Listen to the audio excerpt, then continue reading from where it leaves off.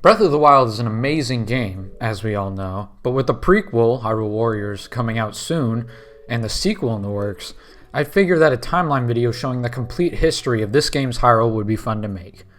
Now before I really start this, I have a few disclaimers. As previously stated, Age of Calamity has not been released at the time of this video's upload, so all the time travel and split timeline shenanigans will not be included. This is a straightforward timeline of the original Breath of the Wild's history. A lot of research and effort going into making this video, so if you guys enjoyed it, make sure to like, subscribe, do all that sort of stuff.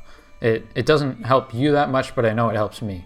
Anyways, let's just get into it. We are moving in chronological order, so the first events are recorded from before 10,000 years of the game taking place.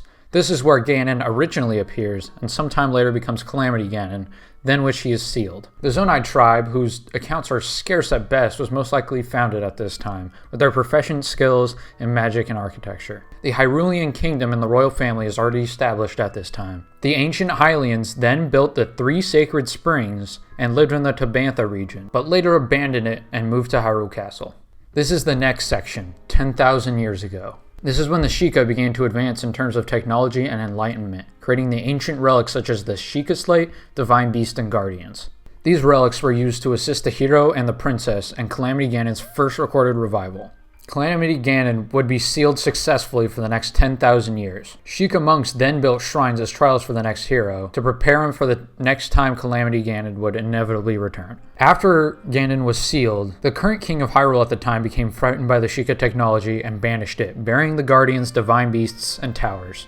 The Sheikah then split into 2 factions. Half of the Sheikah became peaceful farmers and settled in the Nakluda region and founded Kakariko village. The other half, in resentment towards the royal family, fled to the Gerudo Highlands and joined Ganon as the Yiga clan. Sometime around here is when the Zonai disappeared as well, creating one of Hyrule's greatest mysteries. Not much is known about the thousands of years after the sealing of Calamity Ganon. We can assume this is when the races of Hyrule initially settled down and formed their specific towns. The Zora, working with the royal family, built the East Reservoir Lake. The Yiga clan began working with the sealed Calamity Ganon to use Sheikah technology when he was revived. After thousands and thousands of years, a boy named Link was born. This is also around the same time that the current Princess Zelda is born. Soon after, a fortune teller working for the royal family predicts the revival of Calamity Ganon, and things begin to move. It can be assumed that the Yiga aided in this revival. At an early age, Link had taken the Master Sword and became the hero of the wild. He would also visit Zora's domain when he was 4, where he met Mipha for the first time. When Zelda is 6, the Queen of Hyrule passes away suddenly. The causes are unknown. This is also around the same time Zelda begins training for her sealing magic. The current king of Hyrule, King Roam, then orders for ancient relics to be excavated. 2 young researchers take lead of this, Purah and Rabi. Purah's sister, Impa, takes charge of relic research as the official advisor in Hyrule Castle. A person close to the royal family writes songs for the hero. These songs are to help him aid in finding the shrines. Years pass, and Mipha reunites with Link, who is much older now. Sometime around here, Zelda also joins Purah and Rabi on a relic survey, where the Sheikah Slate is excavated. Zelda then becomes a researcher on ancient relics after not being able to awaken her sealing magic. As the Divine Beasts are excavated, King Roam sends Zelda to recruit 4 warriors as pilots. These 4 pilots are Mipha, the Zora, Urbosa, the chief of the Gerudo people and a great friend to the royal family, Daruk, a strong Goron with a big heart, and Revali, the Kakirito archer. The final champion, who is deemed the appointed knight to Zelda, is Link. A ceremony is held at Hyrule Castle to form the champions, who is consisted of the pilots of the Divine Beasts and the one who wields the sword that seals the darkness. Zelda conducts more research with Link at her side, visiting each Divine Beast. When Zelda arrives in Zora's domain, Link and Mipha then get closer together. They also manage to kill Lionel, who sits at Polymus Mountain. After this, the relationship between Mipha and Link grows deeper. This is around the time when Mipha also sews the ceremonial Zora tunic to give to her love Link. Link and Zelda then leave to meet with Urbosa. While traveling through the Gerudo Desert, Zelda is attacked by the Yiga. Link saves her from certain death, and Zelda begins to grow closer to him after this.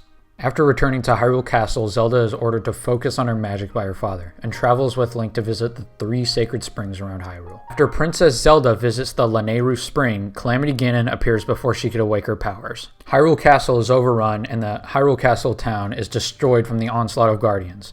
King Roam is killed in battle with the Guardians, as well as hundreds of soldiers. Each of the champions return to the Divine Beasts, but meet Ganon's Blights. These take the champions by surprise, killing all of them. Ganon, using his now fully realized power with the Guardians and the Divine Beasts, gains complete control of Hyrule. As Guardians begin to spread throughout the rest of Hyrule, Impa, Purah, and Robbie manage to escape Hyrule Castle and go to Kakariko Village, with ancient technology used inside the castle. As a horde of Guardians chase down the fleeing Hylians toward Hateno Village, they are stopped by Zelda and Link. Link is nearly killed in battle, and Zelda finally awakens her sealing magic. Zelda then tells Purah and Robbie to take him to the Shrine of Resurrection to save him from certain death.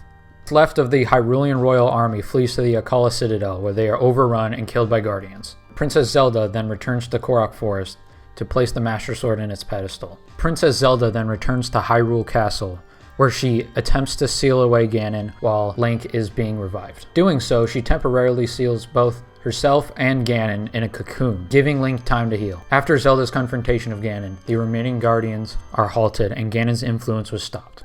Between the Great Calamity and Link's revival, Robbie and Purah establish research facilities in Hateno and Akkala respectively. Robbie successfully constructs a Sheikah furnace for creating ancient weapons. Impa, however, remains in Kakariko Village to wait for Link to awaken. Sidon, the Zora Prince, kills a large Octorok in this time.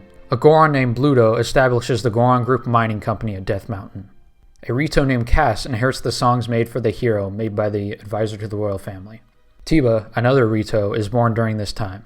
Urbosa's daughter gives birth to Riju. She soon dies, leaving Riju the chief of the Gerudo people at a young age. That's it. This is the entire history of Hyrule in Breath of the Wild. This took a lot of research and effort to make, as I said earlier. But anyways, I hope you enjoyed it. It was also fun for me to revisit the history for this game, so that I can kind of go into Age of Calamity prepared. Thanks for watching, and if you enjoyed, make sure to subscribe like I said earlier. It helps me out a lot, and makes me motivated to make more videos and sort of stuff. So, yeah. Thanks for watching again. Subscribe, and take care. See you guys later.